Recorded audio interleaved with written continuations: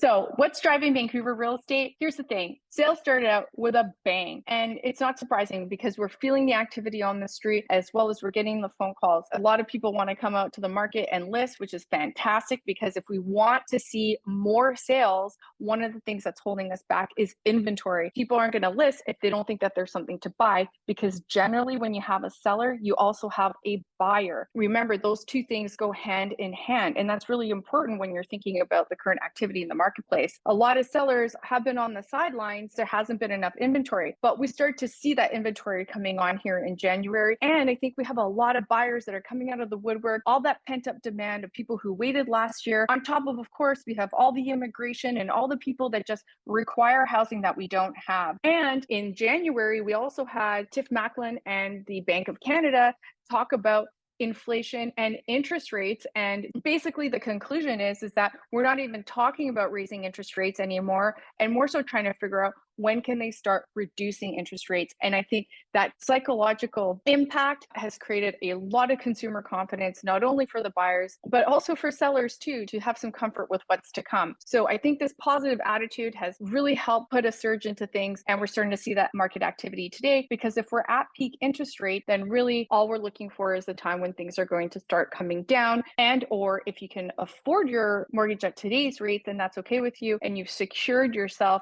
You now have home security for the future. If it's the right time for them, people are getting into the market. Also, the economy is doing well. That's a bit of a double-edged sword with some new news today that also came out. We've had inflation come down from its highs at 8%. We're trending in the right direction, which is what gave the confidence of the Bank of Canada to talk about potentially decreasing rates, and a lot of market participants expecting rates to come down here this summer. Now, if you watch my previous videos, I shared that I'm not quite sure that's the case, because back in December, inflation did tick up, and the Bank of Canada has indicated, while they're not thinking about raising rates anymore, they are prepared to raise them if they have to. And this inflation thing is really important to them. And it did tick up in December. Now, they held things where they are because they know that there's a lot of things that need to unravel in the economy. With rates being where they're at, it usually takes 12 to 18 months to filter through. And we've already seen that with some of the mortgage renewals and people struggling. Households have less money to spend,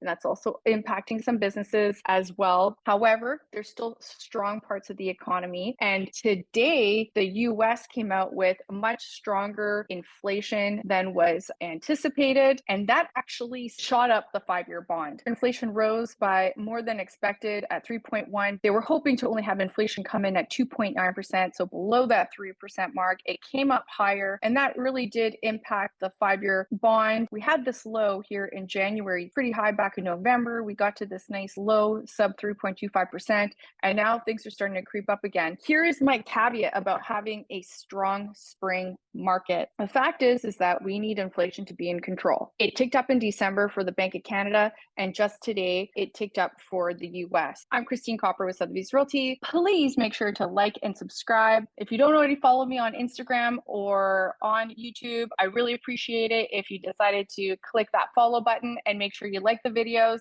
and share them with your friends and family. And I look forward to seeing you next month.